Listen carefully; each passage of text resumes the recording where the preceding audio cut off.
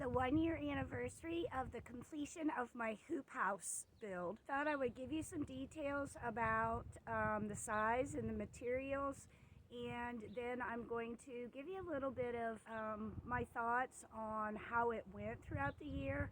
This was something brand new to me.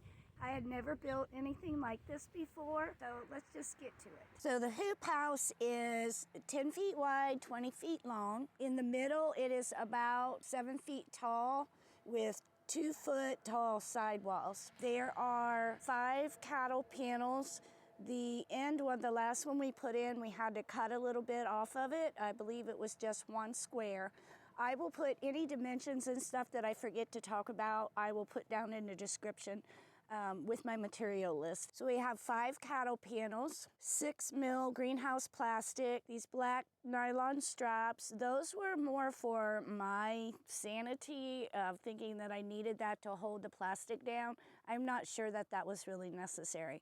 I also have them on the inside, and I'll explain about that when I get there. Oh, I wanted to show you over here. So we had some wind damage back in April, but what I want to show you is so that we have rows of trees here, a big open spot, and then more trees. So our wind comes from the southwest, and it just comes right through that opening there, and it did cause some damage. So if you can possibly plan on a windbreak for where your hoop house is going to go, then definitely do that. So I'm walking around here to the back. There is a door on the front and a window in the back. The window has an automatic vent, which I'll explain in a little bit. I built the framing on the end first, and then I went back in and measured for the frame for my window. It is just hooked with 2 hinges, and then the plastic on it, and the plastic overlaps when it closes, but it's not enough to keep air from coming through. So that's something I need to address better. Maybe a seal, some kind of seal all the way around it. So I have this extra board running across here to help hold the plastic in place a little bit. And I have a piece along the bottom that holds it in place, and those are just screwed in there so they can be easily removed when I want to roll the sides up. So what I've done is I loosened this board right here just enough that I could get this little bungee cord back there. So I have a screw in here, and the bungee cord is hooked to that. So then when I roll up the sides, then I just use that bungee cord to hold them up. I think there's 5 or 6 all along the whole side. Once I opened it up this summer, I never let them back down. And one thing that I did that helped a little bit, because I didn't want the plastic to get all green and moldy, was I rolled it backwards so the water would run off instead of catching inside there and weighting it down even more. Straps on the outside did move, and I believe that was also from the damage from the storm in April. So let's go around to the front. So here's the front door. This door I bought on Facebook Marketplace. What I originally had planned on doing was putting screening all the way around the bottom edges to keep any animals out, especially rabbits. And this door has a pet panel on the bottom where they won't scratch or run into or damage the screen that's on it. What I really liked also is these panels with the screens on them come off. So I was able to take them off, put the plastic on, and then put them back on. So then my plan was to be able to take them off, take the plastic off, put them back on, and then I could close the door and have protection from the animals. To install the panels, we put screws on top, right here on top of the wall. About, I think we put 3, just 3 across, 1 on each end and 1 in the middle where the panel would sit. We push the panel on this side to hold it in place. So you put the panel up against those screws so that there's pressure there, and then you're able to curve it and bring it down to the other side. And then we put the staples in, quite a few of them. I did, I think, almost every square on there. When you have 2 people, then you can put the screws on one side, bend it over, and then the other person holds it while the staples are going in. If you're doing it by yourself, you could just put the screws on both sides, and I think that would work fine. I did end up putting one panel, the end panel we had to cut a little bit. I think we had to cut like one row of squares off, and I was able to put that one on by myself. I think you could probably do it by yourself without needing any help to do that. What I originally had done was use this nylon cording to hold the panels together, because I didn't like the look of these hanging all over the place, and I thought that would be better. That was a big mistake, because when we had the storm damage, it rubbed on this panel here where it was damaged.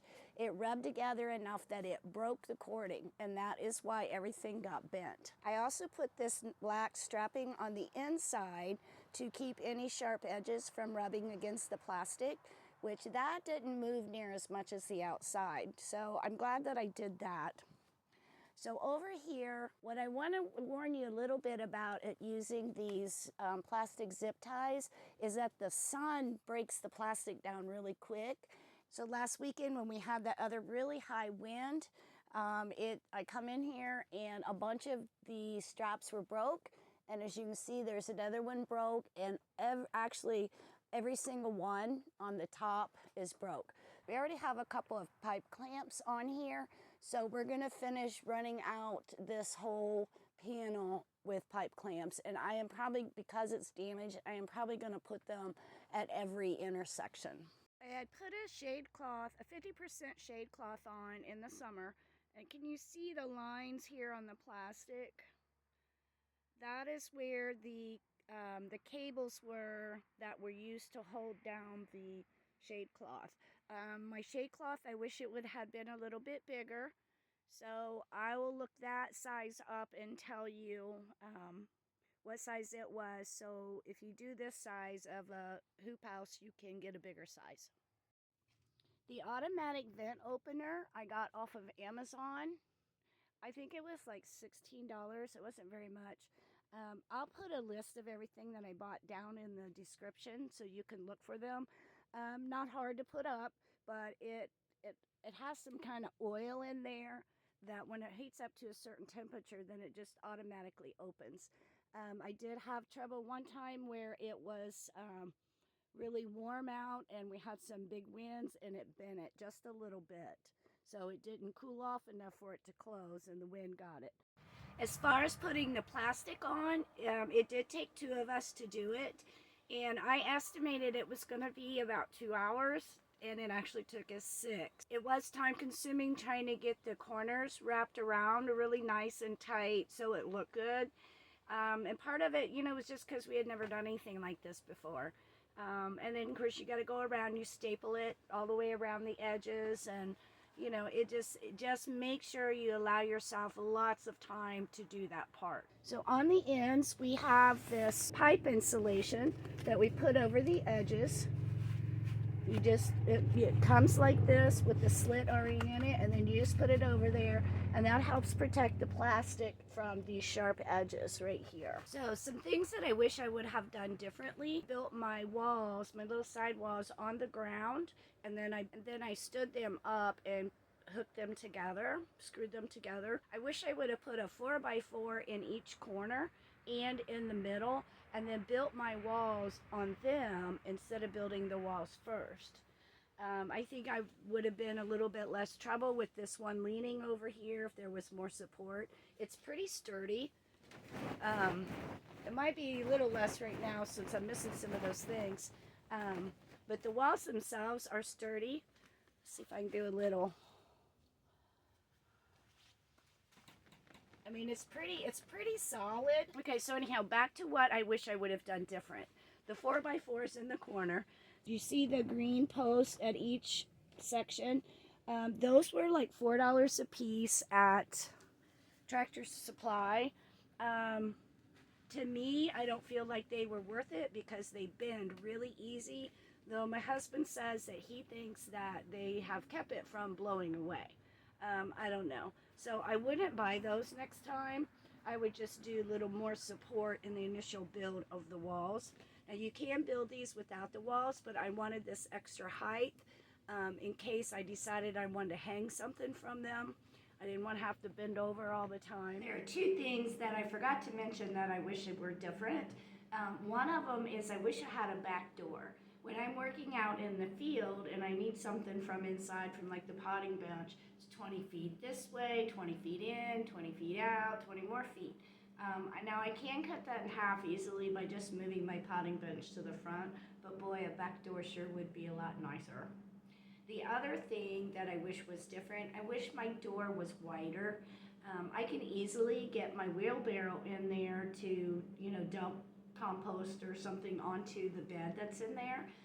But I would much rather be able to back my wagon in there because that's how I transport from one area to another. If you're still here watching this video, I hope it helped you some. It's been a blessing to have this hoop house. It's, my husband said tonight that it's a prototype.